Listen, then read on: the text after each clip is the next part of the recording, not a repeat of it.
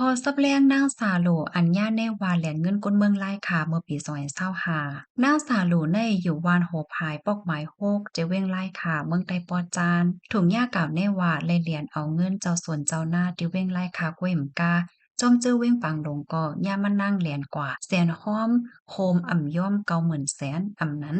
เกาเหงล้านไหนเสถึงที่มีรองปืนผ่าว่าผู้ไหลไผทบหันมานางไหนก็เตมอบสู้ปัน1เฮงแสนในอยู่ลองในมานางเลยเฮ็ดเป็นเพิ่นลิกเสเตรียมตังถึงมาหนังไหนลองตั้งนั่งสาหลัวป่องแรงถึงลองเตเมื่อแก้ปัญหาจื้อกล่าวหาตั้งพิษมานางเมื่อพ่องปี2025และคอซับแรงลองตั้งปัญหามานางอันกวนตั้งนำตั้งหลายกล่าวแน่นั่นมานางเตรียมรัดในว่ายิงเนอลองตั้งปาเนอในเสคาเฮานางสาหลัวย่อน้อมไว้สาถึงสังฆาเจ้าและผู้ใหญ่ก้นหลงแลเจ้าซึกเจ้าหานเจ้าให้เจ้าด้านแลผู้จื้ออ่านโหจ้อมหันจ้อมเปิงเป็นปัญหาคานางตั้งหมดตั้งเซิงอยู่ออลองตั้งมันแต่จึงเมื่อในวันที่28เดือนธันวาคมปี2025อำนั้นเลิน6ใหม่3ค่ำวันจันทร์นั้นข้าเฮาแลเจ้าป้อยหยงก่อนหนึ่งดีวานโหภายเว้งไล่ค่ะเฮาคาไลลงลายมือซื้อขายกันเสมีผู้ใหญ่ก้นลงเขาละลายก็เป็นผู้ฮู้หันจ้อมแลเป็นหลักฐานศักดิ์สิทธิ์จ้อมเฮาค่ะข้าเฮาหน้าสาหลูก็ไลลาดในปังลงลายมือซื้อขายนั่นว่าป้อถึงมาวันที่29เดือนธันวาคมปี2025ดีกว่าต่างนำมันจากเดฮึงอยู่หมวก2-3วันแลดีเจ้าป้อยหยงปอกใหม่2เว้งไล่คาแลดีเจ้าป้อยหยงวานหนองป่างเว้งไล่คาอ่านเฮาคายามค้าขายซื้อขายจ้อมกันนั่นก็ข้าเฮาเลยโทษลาดป่องเลี้ยงปันสองขายอยู่ออถึงมาวันที่29เดือนธันวาคมปี2025ข้าเฮาไลเอาก้า3ลำตา2ลำกาต่อต่างน้ำมันค่ะไล่จางเปินฮอกว่าแลเที่ยงลำหนึ่งโตคานั่งสาลูก็ฮอกว่าตากว่าซื้อน้ำมันจากกว่าเค้งกาตีหนึ่งในเจเว้งน้ำจางไล่น้ำมันจากมาตากา6ล้อ2ลำสีคาก็ไล่น้ำมันยาวก้วยกาในวันนั้นก้วยหนังเก่าลูกใจค่ะอันคาเฮากว่าปล่อยอ2ตีหนึ่งในเจเว้งลอยแหลมนั่นลูกซ้ำมืดตีอ2นั่นแลไข่ลายอ2ไข่ลายโฮงเฮียนไหนสิคาก็เลยมาหับเอาลูกใจคาเฮาสิกว่าอาบตีอ2ตีหนึ่งในเว้งโตนตีไหนสิขึ้นวันที่29เดือนธันวาคมปี2025นั่นย้อนเบิ่งรับสึงเย้าแลคาก็จางปองเมื่อคืนตีวันโหบหายเว้งไล่คาขึ้นคาก็เลยนอนเฮ็ดก่อลูกค่ะตีอ2โดนตีขาออกถึงมาวันที่30เดือนธันวาคมปี2025คาเฮาก็ไล่ลูกเอาดิเวงโดนตีสิมาจูดีก้าต่างน้ำมันจากค่ะดีน้ำจางสิเฮาคาก็ได้เอาน้ำมันจากนั่นกว่าขายดีปอดตั้งห้องตีหนึ่งสิอิงเนอมีปัญหาจ้อมเก็กจ้อมหลานปัญหาตั้งหยาบจ้อมตาจ้อมตั้งแลเลี้ยงโฟนก็อ่ำลีโทรหากันกับสืบกันก็อยากเฮาคาก็เลยกว่าฮอดดีเฮาคาแค่น้ำมันตีหนึ่งปอดของนั่นเฮาคาถึงในวันที่1เดือนธันวาคมปี2025เดือน6ใหม่5ค่ำวันพัดนั่นค่ะยาวในวันนั้นก้วยหนังเก่ามีพี่น้องหิมเฮิรนคาก่อนหนึ่งโทรหาคาว่ามีผู้ไลภัยโหปล่อยข่าวว่าคาเฮานั่งสาโหลเอาเงินเจ้าป้อยหยงป้อยจ้าแลเอาเงินเจ้าให้เจ้าหน้าปายนับโหมื่นเสียนสิมีเย่ปลิกมามีจอมเฮิรนคานั่งสัมปอเต็มกว่าเซ็งไหนสิซัมมีเจ้าป้อยหยงป้อยจ้าแลเจ้าให้เจ้าหน้าเจออยู่หิมคอมเจอนั่นเอาคออ้างว่าคาโหลปันเงินเขาในสิมาต่อเอาโคเฮิรนเพิ่นหวานแลอกจ่าปิกเจเก่าคานับแต่แคบดินถึงกาขันอ่านโหเฮงเซียนมันในวันที่29เดือนธันวาคมปี2025ข้าวยาม3โมงต่อถึงวันที่30เดือนธันวาคมปี2025ป้อเมื่อพิวเอาหมดขะยาวเขาเมื่อเอาก็เหมือนเมื่อหลักเมื่อโจรเฮ็ดกาป่องกาเป็นเขาเฮิรนแคบดินก่อมถอดคำวันที่29เดือนธันวาคมปี2025นั่นการคืนเหนือโฮคาก็มีแหนขะยาวเพราะว่าคาและเงินข่าวยาวกอในวันที่1เดือนธันวาคมปี2025นั่นกำเหลียวข่าวก็เป็นอันตกอกตกใจเดๆว่าสิแห้งโตแห้งใจคานางในอันเกาคาคัดใจมากข้าวตั้ง25ปีในล่มจมหายในจูเก็บแพบตาก้วยสีเป็นอันตกใจเตแลคาเลยลืมโตกว่า2ชั่วโมงขายาวเพอโหโตมากขึ้นก็แห้งมือแห้งขาคาในโอนอ่อนแปดคาเดพอขึ้นตีไล่คาก็ซัมมีหลายๆก็เปิ้นเผากาโหคานางโหปากเสียนถึงโหเฮงเสียนในสิได้ก็คาก็ว่าหั่งคาสู่เดปอกเมื่อขึ้นเฮิรนบ่เหลียวในมันอำไปสางทุกมีลองลอดเพ ตาสูหรือฮือสีไปด้วยเงาไล่เทียงอีกหนึ่งแลในห้างคาอยู่อ่อกำนันมากข่าวตั้งเนื้อสื่อตรงก้นโซเชียลมีเดียออนไลน์ในลื่อหลังลงเตวามังจื้อมังเมียวอ่ำจื้ออ่ำใจ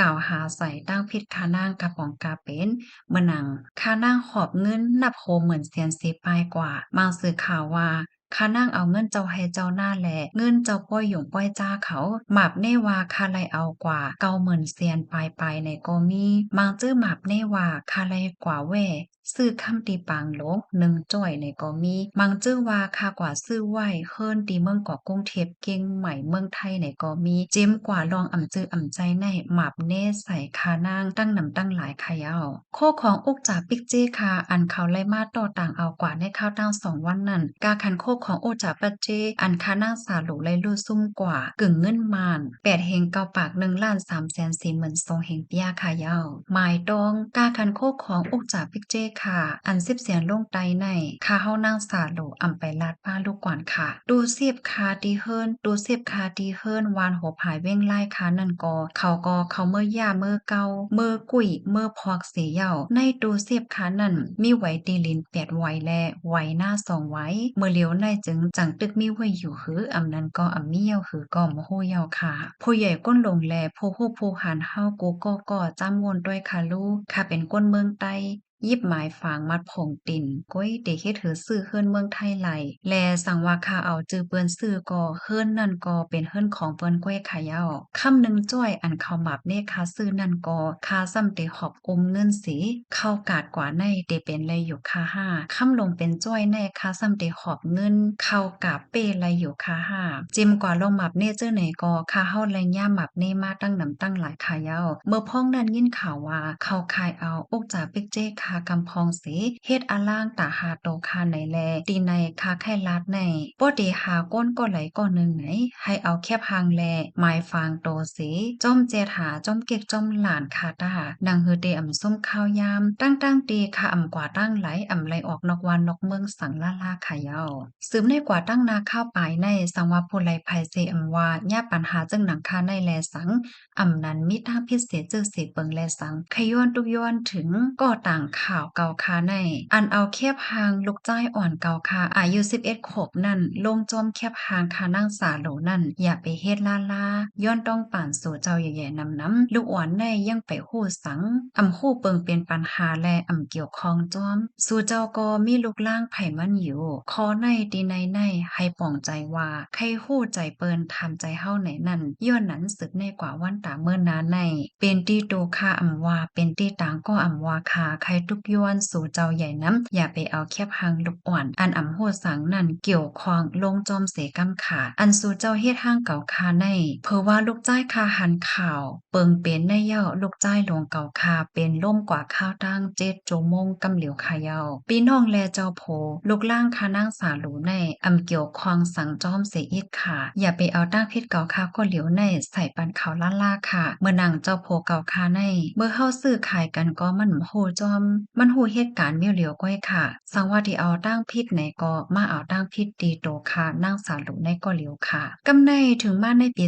2026ข้าวยามมันก็หึงตานขายาวกาโฮค่ะอันเขาเปิ้นเผาไว้นั่นก็ข่าวมันก็ไข่หายเหี่ยวเงาไล่มันก็ปันเหี่ยวไหนสิข้ายุ่มยำว่าได้มีลวงหลอดเพตาโตเก่าค่ะอยู่ในแลในข้าวตั้งอำหึงสังในข้านั่งสาหลูย้อนขว้างถึงผู้ใหญ่ก้นหลวงเฮาคาสิข้าเฮานั่งสาหลูเดเขาเมื่อดีเฮิรนข้าเฮาวานโหผายตรงเว้งไล่คาขึ้นสิเดมือนางเสแกลิดปัญหาอันจื้อเป็นมาเกี่ยวเลยลวงเงินตวงดีเจ้าให้เจ้าหน้าแหล่เจ้าป้อยหยงป้อยจ้าเจ้อนั่นจื้ออันโหลเตี้ยนไหนก็เกาคาเดไซเตี้ยนขึ้นจื้อโหลไลไหนก็เกาคาเดย้อนขึ้นสังว่าคานั่งสาหลูปอวายสายเมื่อขึ้นเย่าจึงสังว่าโตคานั่งสาหลูเป็นเสจื้อเสลวงดีโตคานั่งไหนจึงตุกย้อนถึงผู้ใหญ่ก้นหลวงกูเจ้าให้จอยกดท่าเจหาก้นเจออันเกี่ยวข้องเจอนั่นเสียเย่าให้เขาเจออันเฮ็ดเสลองตีคานั่นให้เขาใส่หยอดเต้นหับปุนพรเต้นต่างปัญหาอันคานั่งสาหลูเดเมื่อแกลิในเส